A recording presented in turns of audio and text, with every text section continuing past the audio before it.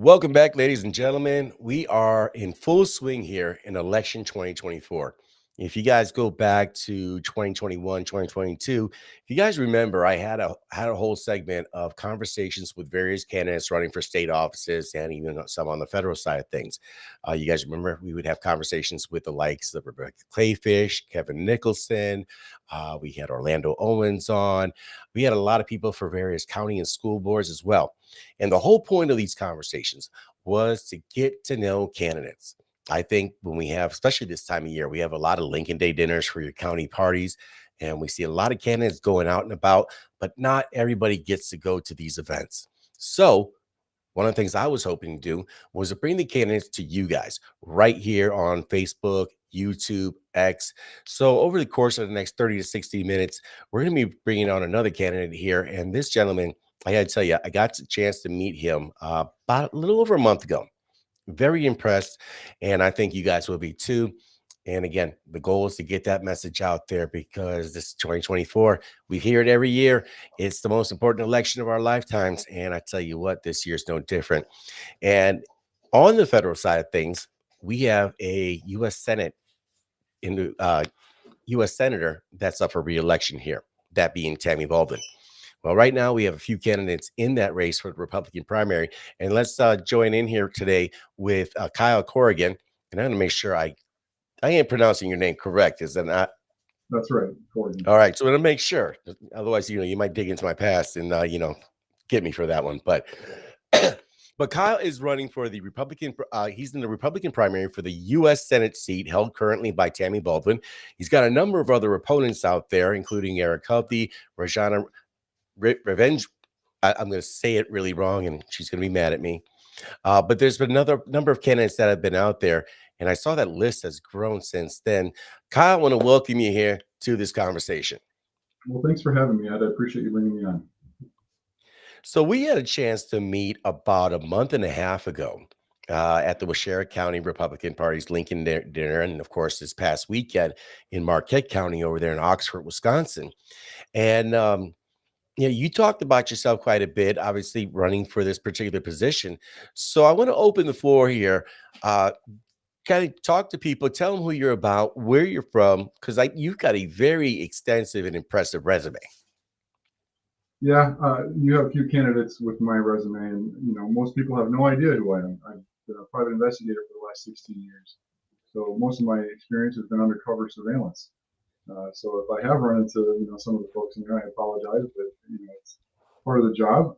But that's the reason I'm getting my name out there right now is because no one knows who I've been. I've never been in politics before, so it's a big problem getting my name out there. But once you take a look at who the candidates are and you take a look at my resume, for instance, uh, it's going to bring up a lot of answered questions for folks that have regarding issues. For instance, Second Amendment rights. Okay, so one of the current classes that I'm a new instructor in is NRA Law Enforcement Tactical Shooting. So I'm an NRA lifetime member as well. Two different disciplines I'm an instructor in. So I'm a big supporter of the Second Amendment rights as well as our other constitutional rights. I think those are seriously been eroded away, especially with COVID. That's a big pressing point for me personally. And I experienced that quite a bit with my business as well as my kids being both in school. So our kids were the guinea pigs for COVID basically, and the COVID policies, the masking policies, and shutdown. So they're the ones that are going to bear the brunt of that. So, among other issues, I will talk about soon too. So you made your announcement to jump into this race here, and I want to say it was the end of December. That's right. What was the biggest motivation for you to say, you know what, enough is enough being on the sidelines. I need to jump in here, make a difference, and I'm going for this U.S. Senate U.S. Senate seat currently held by Tammy Baldwin. Well, I gave it a lot of thought prior to December. The case I worked over a year ago brought me into politics via money laundering investigation. I was retained by a nonprofit company that was looking into the integrity of our elections, and they retained me to take a look at what they had found with the Federal Election Commission and some of the data that they had recovered from there on individual donors, and sent me some information on this. I verified it myself, went out and interviewed these mostly senior citizens who said Yeah, I've donated to politics in the past, but not nearly what's being recorded on the FTC. So those aren't accurate, not at all. And what we're finding is that a lot of the money that was going in these people's names was going to Act Blue, Democratic Super PAC. And it was a vast majority. I mean, it was 95% were over 65, mostly over 70 years old. So these are all seniors that are having their names taken advantage of and used to launder money. And after that investigation, you know, some of the media picked it up, most of it didn't. And it was around October I decided to look at who was going to be running for U.S. Senate, and I thought, oh my gosh, there's no serious contenders here at all. And I thought, well, if somebody doesn't run by Christmas, that's what I continue to pray about. And I said, all right, well, if, I feel you calling me to do this, and if nobody jumps in the race here, notoriety by Christmas, I guess that's my sign. And so Right. Christmas came around, and there were no solid candidates yet, as far as my opinion.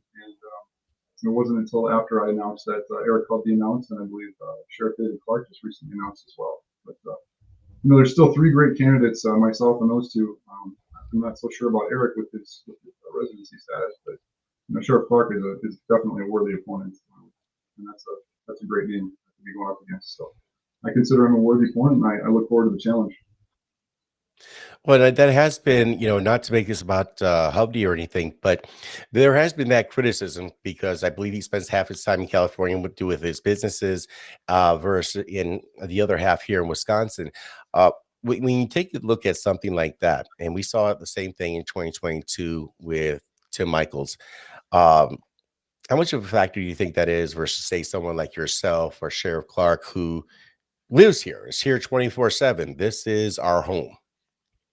I think it's huge. It's everything with politics right now, and that's the disconnect and the divide in our country right now. Is we have people that live out of state that are representing a state that they don't even live in most of the time. And not to say that living out of state some of the time of the year, especially being from Wisconsin, I understand that you want to get out December, January, February. You'd like to be Florida or California.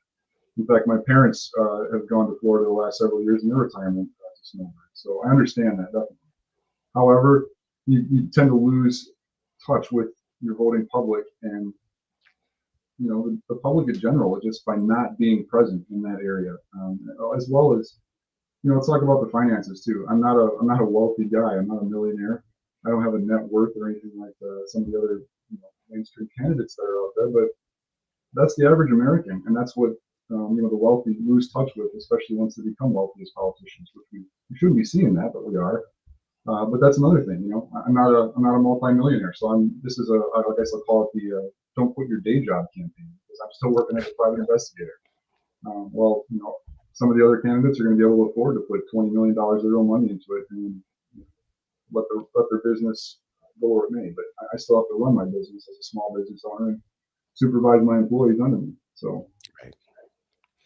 Well, it's interesting, and I want to shift a little bit because there's a couple things you said in there that I really want to dig into quite a bit. You have talked in quite a bit here regarding the economy. And I remember having a conversation with you and hearing what in one of your speeches, you had talked about how you could kind of tell what the economy is based on the number of fraud cases you investigate. Right. And I kind of thought that was kind of hit home really hard to me because as I'm thinking about that, I'm like, yeah, that would make sense. Um, when you look at some of these really important issues here going into this race, as a primary candidate going up against the likes of Eric Hovde and Sheriff Clark and others, what do you think are the issues that you're hearing the most from the people that you're talking to and the ones that in your heart of hearts is impacting people that aren't really speaking up? Well, first and foremost is our economy with inflation, and whatever number you use to judge as your metric, how good or how bad you're doing in the economy. Everybody has their own. Mine just happened to be like what we talked about: how many fraud cases that I'm getting, the level of how busy we are, and how many of those cases are actually um, evidence of fraud that we're providing to the client. And right now, it's an obscene number. I got into this industry back in 2000. Yeah, I should preface it with that. 2008 was the first year I became a private investigator. And as you know, that was when we had a financial collapse. And I remember asking some of the older guys when I first got in there, I said, gosh, this is insane. We're working 110 hours a week here. Is it like this all the time? And they said, no, you see this a lot when the economy takes a tank. The fraud goes up. We said, well, you have great job security in this, which is good for us, but it's Right. terrible for the rest of the economy.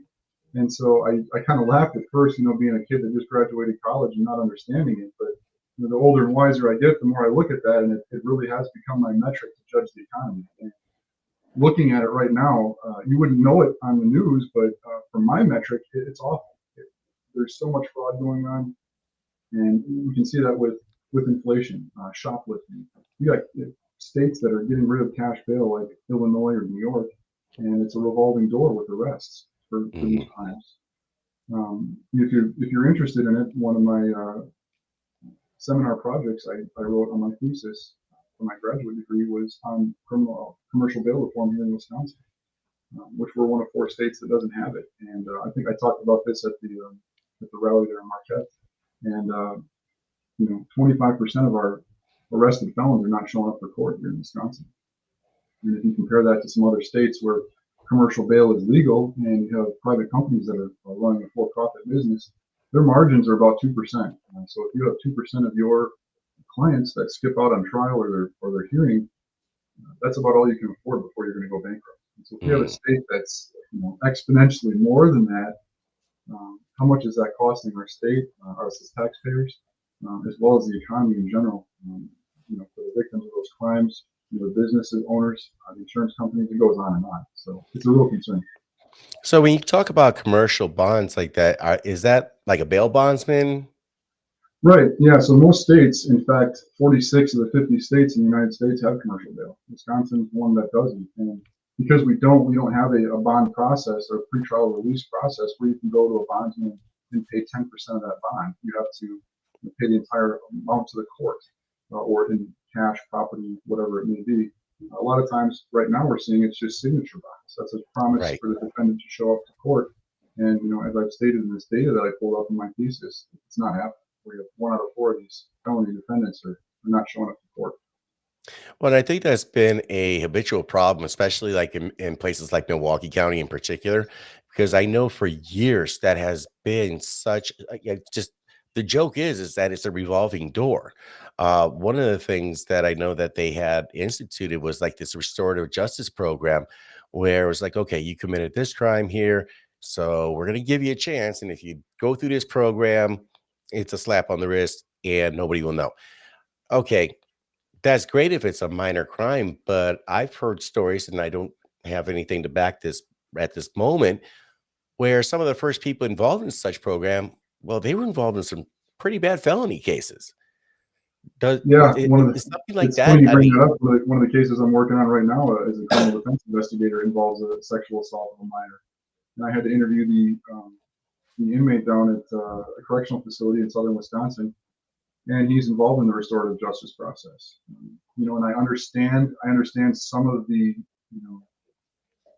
contradictory of that program, but I can also see the other side of it, the human aspect of we're trying to restore the individuals that are incarcerated too. This guy is he's a service member. He's got severe PTSD, and he was, according to him and his report, it was a psychological break with reality that occurred mm, here. But how much of that you can blame on a PTSD episode? Right? There's a certain amount, and we appreciate his service. However, he still needs to be held accountable for that crime. So it's a razor's edge, really. It's a delicate balancing act in the criminal justice system. one of the things that you know, moving along to looking forward to Tammy Baldwin, one of the things that she's often been accused of is just essentially being a rubber stamp for President Biden.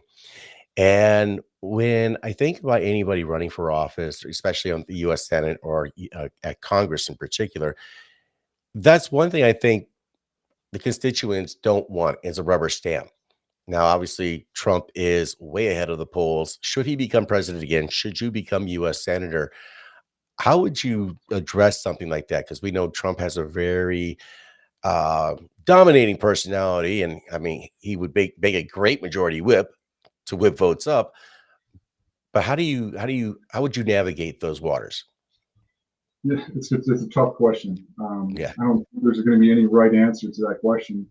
I guess the best thing you can do in that situation with such a tremendous personality as Trump has and a charismatic leader is speak truth to power, because there's a lot of people out there who don't appreciate his candor or his off-the-cuff comments. They want a constant state of professionalism, and I think the American public is sick of that. I'm sick of that. I'm sick of people always acting as if they are above everyone else and they have this royalty attitude. And that's not the case with most people. Most people are we're fallible. We make mistakes. So act normal, I think, and that's what people want. They're tired of the political answers. A 300-word answer when a 6-answer word will do. That's what we're tired of. Right. It was a yes or no question. Did you have to go Right. on the diatribe? Exactly. And I think that is definitely something we see way too much of because, you take a look at Vice President Harris. You ask her a question, it's like, wow, is that even a sense? I mean, it's A just word salad answer. just for the sake of right. So I want to pull something up here. We got your website. I don't freeze up here. Bear with me one moment. There we go. So we got your website here, and for those of you guys that are looking for that, it is right there on the bottom of the screen, Corrigan for Senate. And in your website, you have a bunch of different things regarding policies. You talk about legacy, character, the characteristics or principles that are that are important for an elected official. If you could expand on that a little bit, because I found there's a few words in there I found to be very, very telling. And when I see people not using those words, it raises red flags. When I see people using certain words, and I'll use the first one, wisdom, I find that something very introspective, and I always want to get a candidate's perspective on that. Yeah, I think wisdom is developed from common sense, and I think we have it's a short supply right now. 15 years of basically 15 plus and almost 16 of watching people on surveillance, it gives you a different perspective, as well as some of the training that I've obtained over this time. Fascinating people and training seminars that I've attended. The most impressive one that I've ever attended was actually right here in Wisconsin. It was provided by a fellow member, a colleague of mine at a professional association. His name's Bruce Jacobs. And he presents a seminar called Leaking the Truth. And this deals with signs of deception. And you're able to pick this up through universal language, watching people's body language, facial movements. Micro expressions. Micro expressions or voice inflections, all kinds of things that attribute whether someone's telling the truth or a lie. And there's just training like this that we obtain. I love it. If my wife would let me, I'd be a professional student. But not the case. But I love training, so I feed my brain as much as I possibly can. I read constantly. So being on surveillance, that's what we have. It's a lot of downtime. So I've spent. I can't even tell you how many hours reading, hundreds of hours, thousands of hours reading over the last 16 years. But I enjoy it. So wisdom, yeah, it's in a short supply. We see in Washington for sure. Discernment, I think, is another big one too. Being able to distinguish BS from not BS. We can certainly see that with our president in Ukraine right now. We have a comedian that's running things over in Ukraine, and we're just keep funding a bottomless pit with money, and we've never bothered to perform one audit on all this billions of dollars that we have. What's with that? Well, and I'm glad you brought that up because on the international stage, and that is one of the very few people that I know that has actually brought that up, former comedian turned president of Ukraine. Yeah, there's a lot of money going out over there. And that border bill that was just recently passed, obviously it had to go through both chambers of Congress. And I'm wondering why more senators didn't put a stop to this. Because I mean, what was it? $119 billion, 20 million supposedly went to the south, to the southern border. I forget how much exactly was going to Israel, Gaza, but I know the bulk of it, some 60 billion, I believe it was, went to Ukraine. Yeah. Well, I guess it's money this time rather than weapons, and they want to send that over there as well. But my question is, what happened in Afghanistan? Did we learn anything from that? How many billions of dollars of weapons and ammunition and ordnance did we leave over there? Right. Just pick up as well as our interpreters and our allies that were over there that were left to rot. Yeah, I could go on with that one for a while, but It is, well, it's very frustrating because if you look at everything currently going on around the world between China, the Middle East, Ukraine, the Biden administration, and his surrogates are over here saying that we are now more respected around the world. And I find that hard to believe because, maybe I'm looking back with rose colored glasses between 16 and 20, but we didn't have any new wars started up. We were actually de escalating. And I thought that right. was a good thing. Yeah, he was trying to get us out of everything, and I think that's when the CIA started freaking out about it. Whistleblowers Yeah. like Alexander Vindman popping up to discredit Trump and say, "Well, this is what he did in a call, and what he really did." Providing the transcript was visual enough for me. Reading that Right. and seeing exactly what was said, black and white. Pretty simple. We don't need his testimony clouding the issue. Just read it black and white or listen to it for crying out loud. So let me move to this here because I think this is actually it's related, and I think because we are in such a as an American culture, we are fractured. And I think there's an American culture, and then I think there's this neo woke liberal culture that's out there. This woke ideology, and I don't see a bridge here. And see a lot of people like the Squad AOC and her group pushing one thing, and then you have individuals like yourself, Matt Gates, and many others that are trying to fight for the America that we all grew up with. Now, obviously, to get anything done, you have to build coalitions. You can't just be that one person that's obstinate or standing in the way of everything. But how would you build those relationships as a U.S. Senator, not just with the other Senate members, but also with members of Congress as well? Well, I think it comes back to your upbringing. And mine, I grew up in a household where my dad was a Democrat, more of a JFK Democrat. Hmm. You spent 39 years on the railroad, and my mom, she was a Republican. She raised my brother and I, and then when we were old enough, she went back to school, got her math degree. So, I saw both sides of the aisle growing up and both arguments, and I guess my political philosophies are a little bit in the middle. I'm not so far leaning one way or the other, and I think that's what you brought up there is this polarizing effect that we've seen with candidates, where it's so far one way or the other, and then we have these massive swings and paradigm shifts between administrations. When you see this um, rather extreme one way with Trump, and then this way extreme way with Biden, and I think the American public, Wisconsin included, we've been a purple state here since I moved here in '88, and that's when first Bush was elected. Hmm. I think that's it kind of is a staple of the Rust Belt, so to speak. We're kind of a middle of the road, so to speak, rather than an Oklahoma or Kansas, where it's a little farther red, and that's all right. That's why we have states and states' rights. Um, I think one of those points I brought up here at Marquette County meeting was the states' rights issue with abortion. So that's at the forefront right now.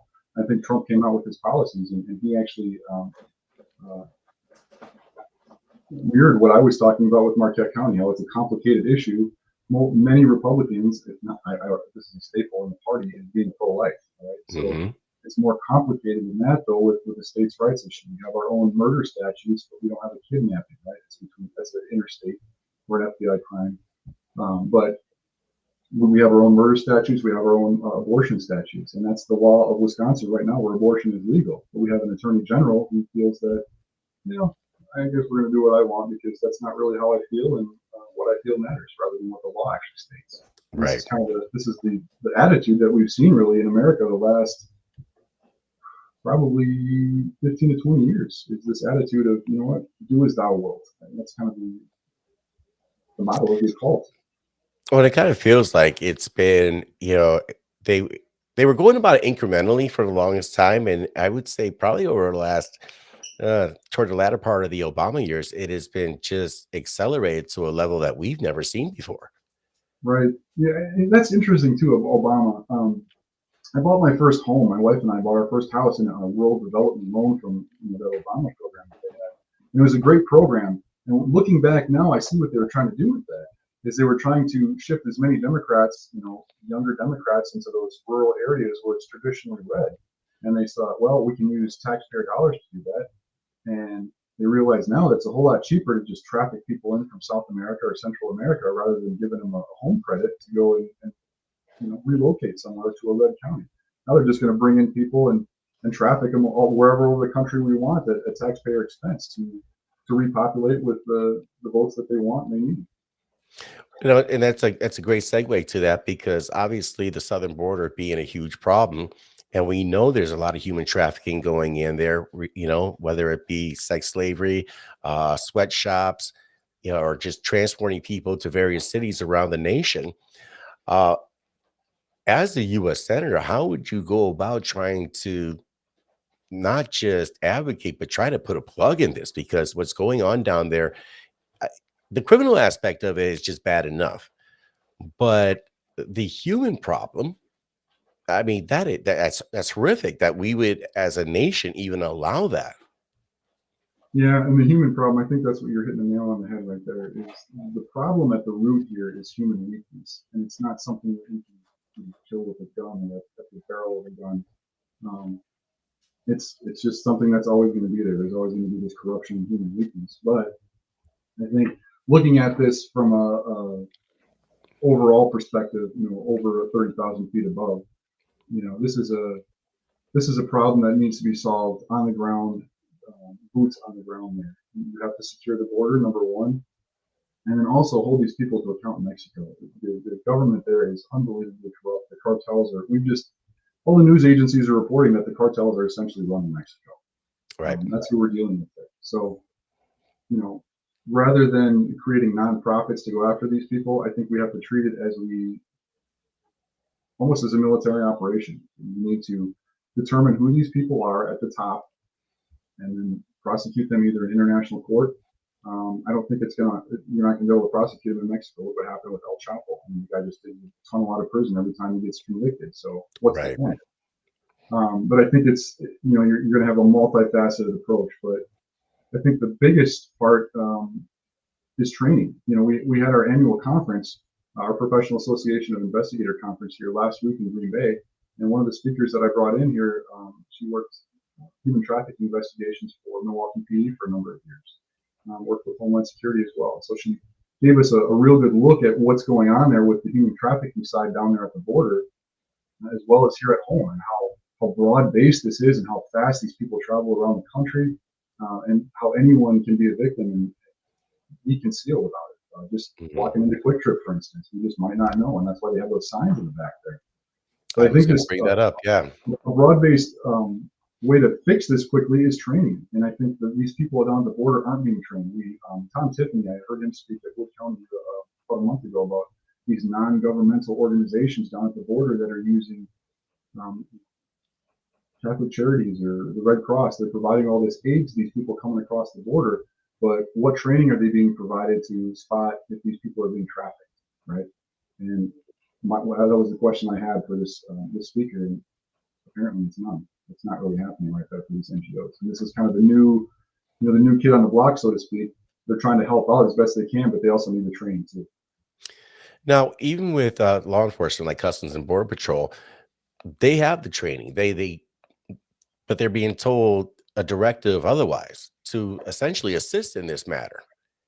Yeah, they have the training, of course, but they got both hands handcuffed behind their back by the administration's policies here.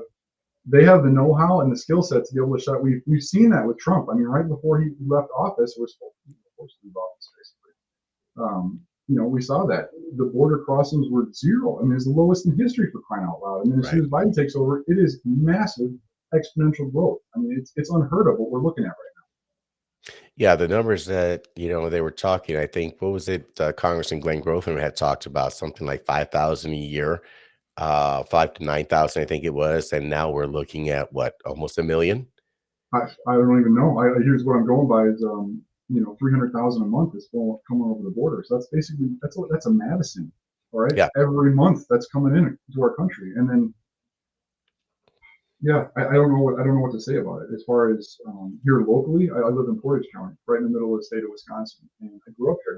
Graduated from SPASH, and I could only remember a handful, maybe 2 or 3 people that were ESL students. And a recent meeting at the Portage County Republican Party here, I attended. The superintendent was there, just so super giddy about the ESL population now at 13% of the school district. And I was shocked to hear that. And I went out there and I talked to her afterward. I said, "Is that number correct? 13% of the kids in the school district are now ESL students." And she said, "Yeah, isn't that great?" I thought, oh my gosh, that you're giddy about this because of the federal funding, not because of the invasion going on here in central Wisconsin. I mean, talking about not being able to see the forest and the trees. Well, I think a lot of these, whether it's a nonprofit, an NGO, um, hell, even certain governmental agencies, they can't allow the problem to be fixed because they're working themselves out of a job. Right. Exactly. Yeah. It's very short-sighted is what they're looking at. Yeah, because I mean, if you really meant that, you wanted to help these people, then you want to make sure at some point you're out of a job Yeah. because that problem you want to eradicate the problem. It's kind of like when they talk about, oh, we want to solve homelessness, but do you? Do you really? No, they don't. And that's the problem is they want to give another solution that's going to cause another problem. I think it's a great segue into term limits of why we I should have term limits in public office for crying out loud. Because if you're going to fix the problem, all right, you fixed it. Move on with your life. All right, let's get off the taxpayer tit here and do something productive with your life for crying out loud, right? well, you had an interesting. I think you had an interesting take on that because I was going through your website. I noticed you were talking about for a U.S. senator 2 terms, for a U.S. congressman 4 terms. Why those particular numbers? Well, I see the House being the lower chamber, and it's the people's house, so it's more representative, and it's going to be what we should hope for is the younger crowd uh, running for those positions. Mhm. And then as they become more seasoned, which is the reason why we have an age limit on the Senate being 30, which is pretty old, and the new 30 is probably 40. So I just barely made that cutoff being 40 myself. But it's just older and wise. It's an older and wiser chamber. So that's why you have Senate confirmation hearings, right, for the president's cabinet. So those are the older, wiser chamber looking into the past and the background of these individuals, making sure that they're there and can be pushed through on merit rather than ignorance.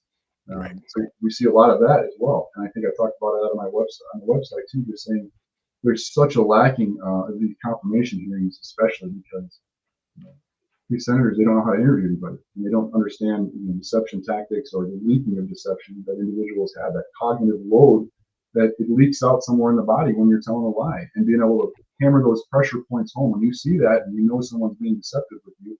They're supposed to be telling you the truth, but come on. I mean, did they ever really prosecute anyone for lying under oath in Washington anymore? Is that an actual crime anymore? Rarely does that ever happen.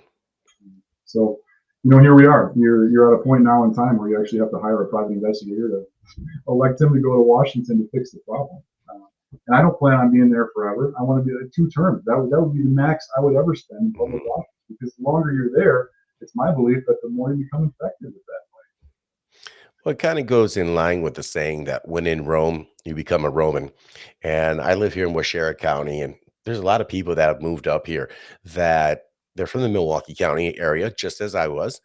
But I came in with the mindset that, you know what, I'm not here to change anything. I'm learning to learn to be like everyone else. And I think, to your point, whether you intentionally do that or not, the same can be said in Washington, D.C. You spend enough time in a certain area, you become acclimated to it. Sure. Yeah, I think there was a line in some Christopher Nolan film, one of those Batman ones, where it said, you either die a hero or you live long enough to become a villain. Yeah. And I think that's really true in politics, especially in Washington. It's such a cesspool there. That's why we need those term limits, is to keep the revolving door out there. It's like, well, who else said it? Robin Williams said that politicians are like diapers. They need to be changed frequently for the same reason. So Frequently and often. mhm. It's never rang more true than 2024.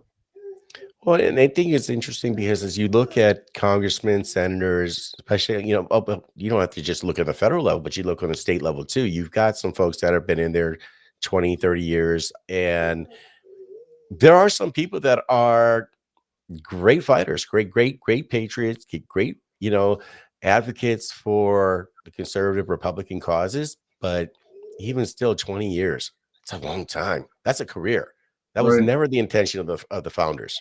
No, definitely not. And the reason, case in point here, is that 50-year terms, guys like Chuck Schumer or who else do we have?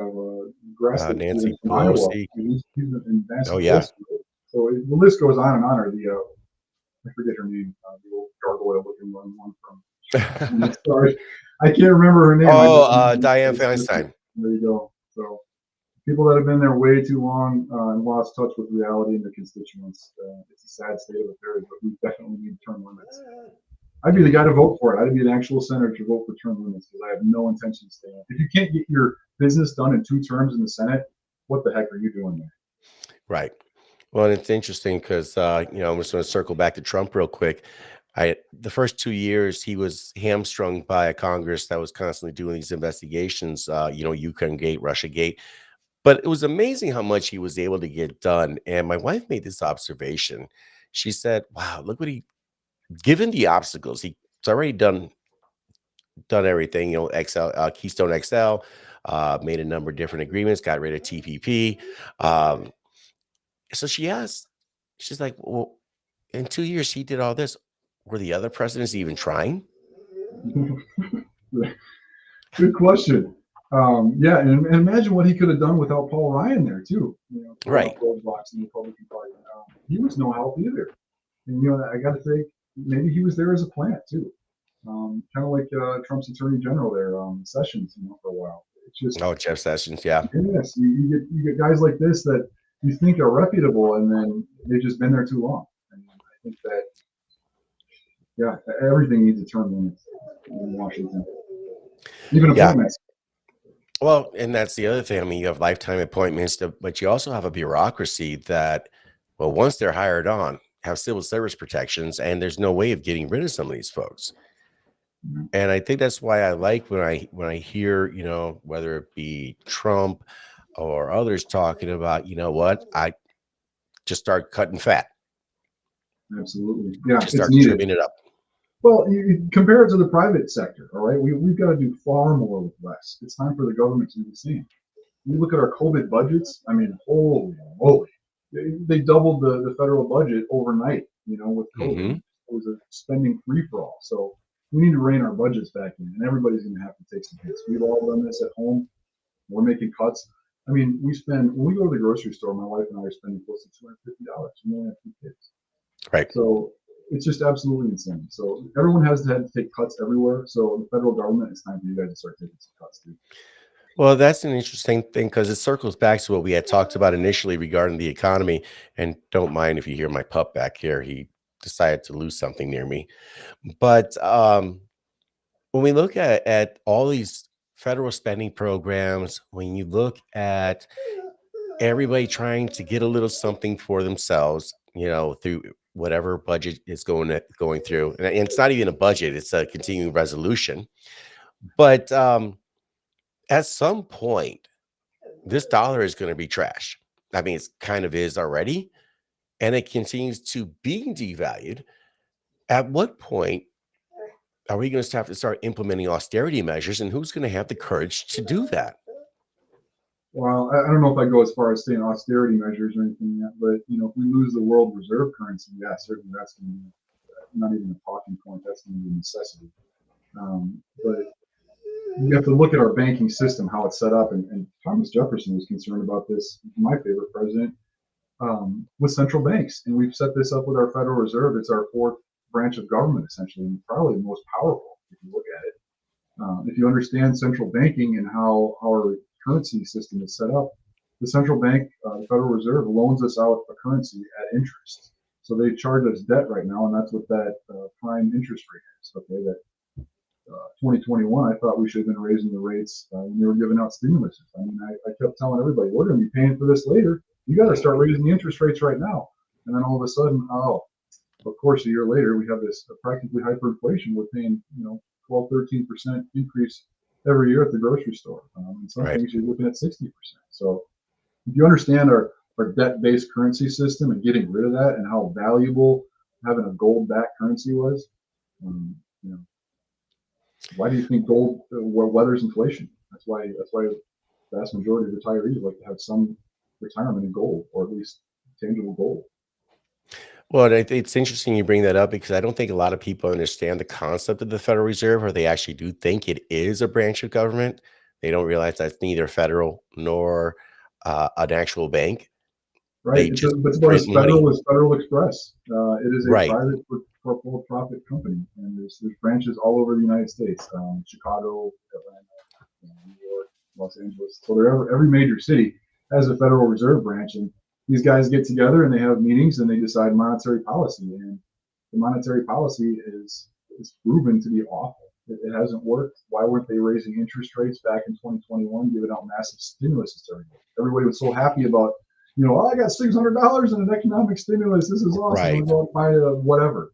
Well, that $600 is worth about 500 once you buy it. So if you would have just left it alone, your money would have been worth more.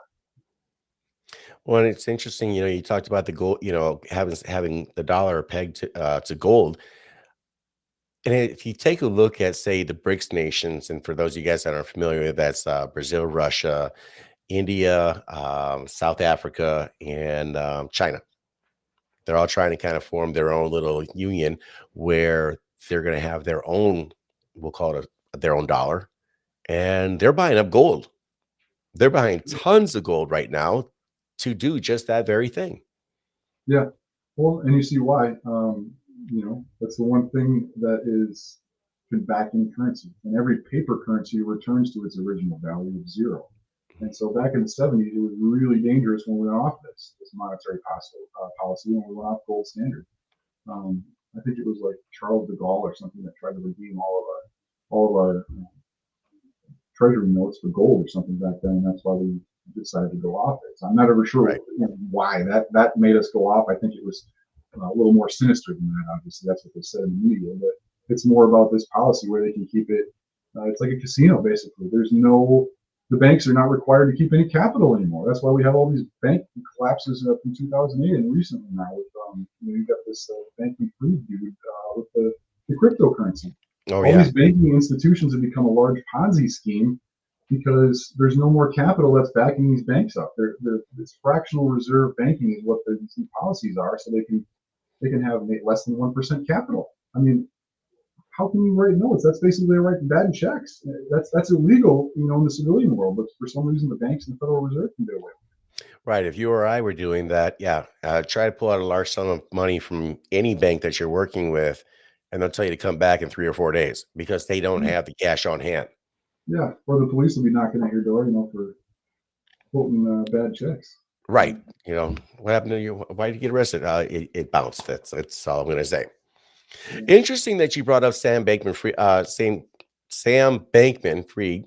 because he was tied with the FTX scandal. And there was a couple other cryptocurrency exchanges that went under because of the woeful mismanagement, in addition to the money laundering that was going on there.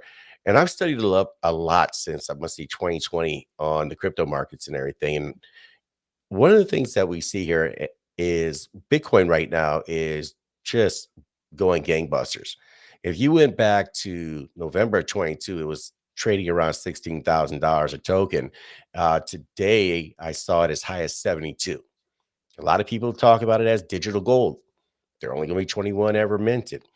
Is this something feasible? And I don't know if on that, but is that something that could feasibly be pegged to a dollar?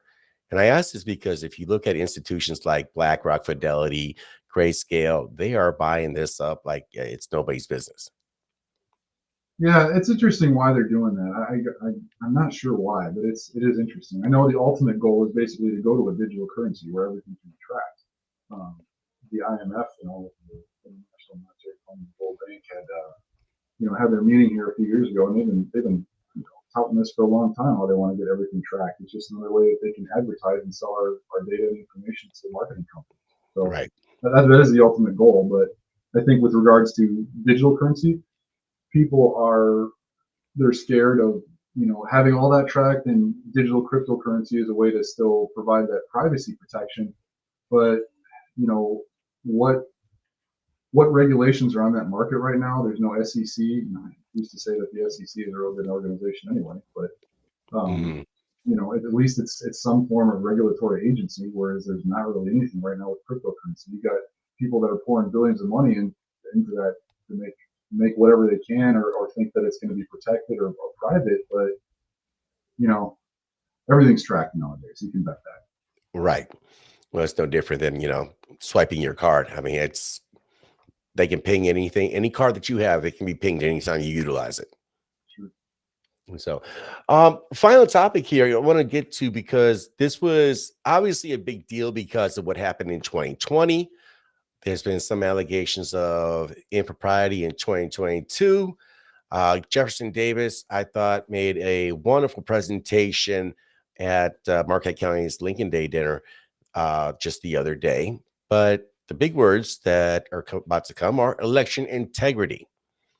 And I find it interesting when I talk to people about election integrity, because some people say paper ballot, some people say make voter ID. I I can talk to 5 different people and get 5 different answers. So when we talk election integrity, what are we looking at here?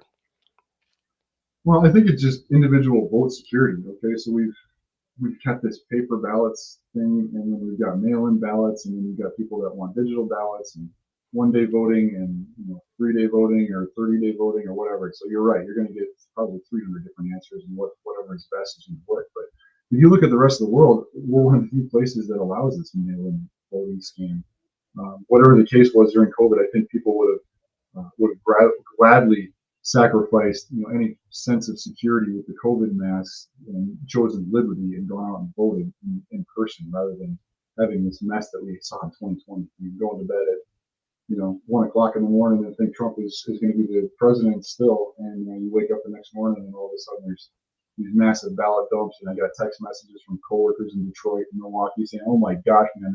I saw them wheeling in suitcases, and they closed the blinds. They put up Right. covers. You can't even look in the window here in Detroit and Wayne County."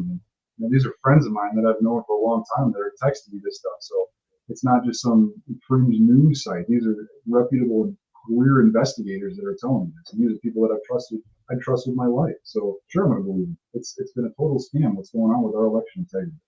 hmm It's interesting. We over here where I'm at, I want to say it was 2022. They first brought in the Dominion voting machines. We didn't have them in 2020. We had like the old school one. So you put your ballot in, and right next to it, there was a little paper thing that confirmed who you voted for. And I've noticed, obviously, everyone's paid attention to it. But once you put your vote in to one of those Dominion ballot machines, there's no confirmation that it was right. There's no confirmation that it read it correctly. It just said ballot accepted. I Yeah, based kind on of have a design, problem with I that would say. personally. I would Yeah, have to, yeah, I would have to agree. yeah. I mean, and those things can be easily hacked. As far as every piece of information I've read and every news report out there is, why are we still using these things that can be easily hacked? I don't think they're manufactured here in the United States. That's another concern. Why are we using, you know, our basis for our, federalist republic to vote on something that's not even made here in America? I mean, how sad is that as a country? Well, it's not like we don't have the technology, the people, the know-how, or the resources to do it. We have it here. Yeah, and that's the concern too. Is why aren't we using what we have here? We're importing, uh, millions of people across the border who are lower skilled. They're coming here, yes, for a promise of a better life, but how is that life going to be any better if they can't provide for themselves? They don't know how to read. They can't speak the language. They don't. They're not. The first thing they do when they come here is an illegal act. So we want. I am all for immigration. In fact, I'm a big proponent of legal immigration. Right. Wait your turn, and if you're the best and brightest, we want you here. This is the Right. greatest country in the world, and we want to prove that to everyone. And we want to, help the rest of the world as well. I mean, why not bring the best here? We have the best stuff. We have the best technology. Let's use that. Use it for greater good of the world. Well, and it's interesting because I've heard people talk about how America is, so terrible. We're oppressive. We're imperial.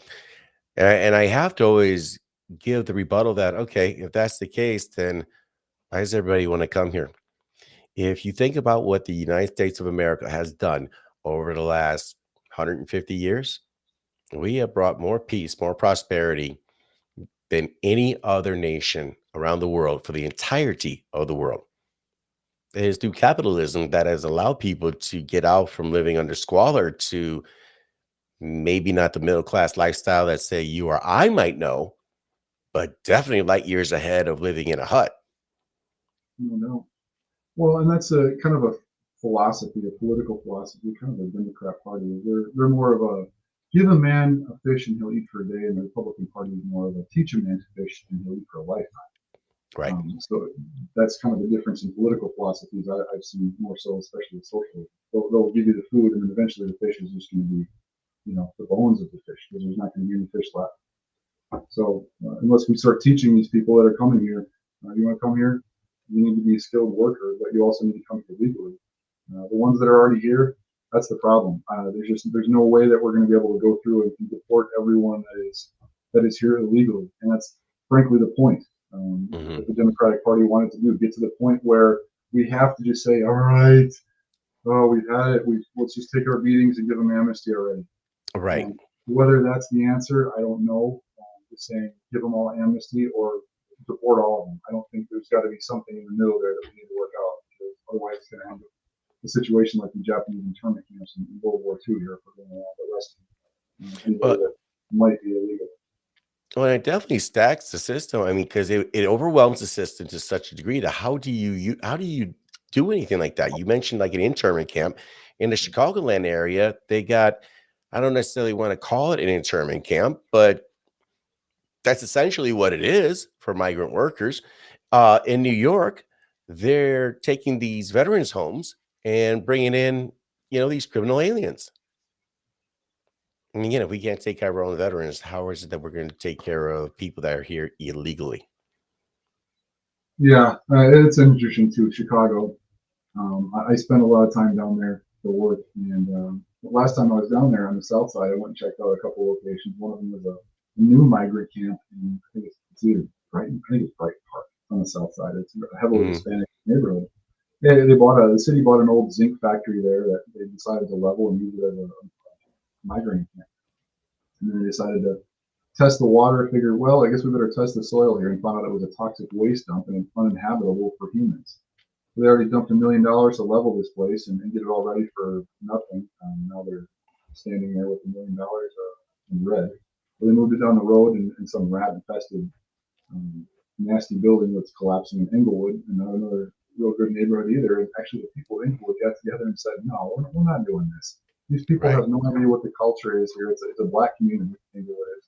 And Hispanic and black cultures Hispanics coming in here have no intention of assimilating with American culture. And so that's why we have this culture clash, is that if you're going to come here, embrace American culture. We shouldn't be flying on a Mexican flag or a Colombian flag or Honduras, Guatemala, whatever country you're from. Doesn't matter. If you came here and legally immigrated, you're now an American, or you're a citizen of America, or a national, resident alien, whatever it is.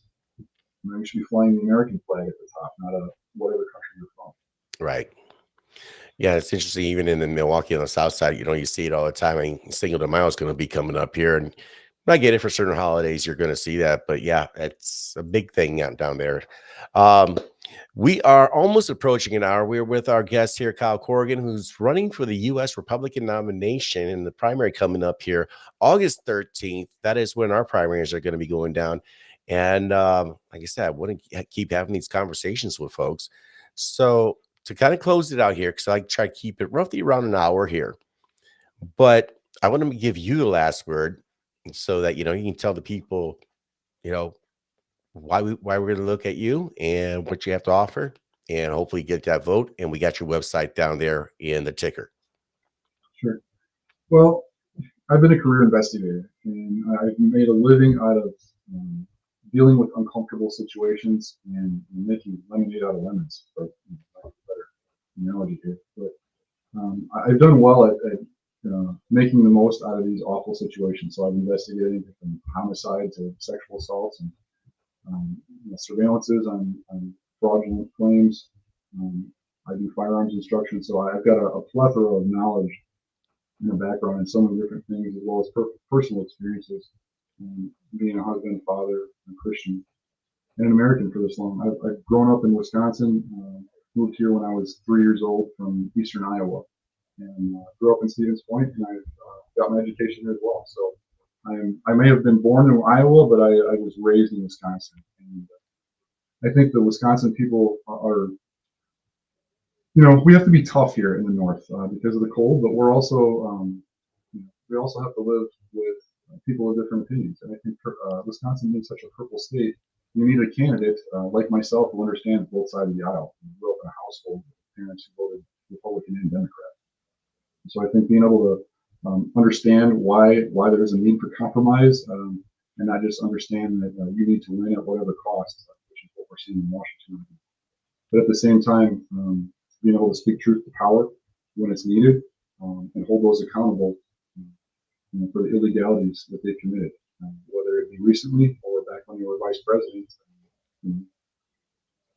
giving billions of dollars in loans to Ukraine under the auspice of somebody getting fired because they were investigating the vice president's son. So whoever you are, whatever illegalities you've done in the past, you're going to be held to account. So bottom line, if you want things to change in Washington and for these successful people to be held to account, you're going to need to elect someone like me who's not afraid to take these people on. Thanks again, Ed. I really appreciate you bringing me on.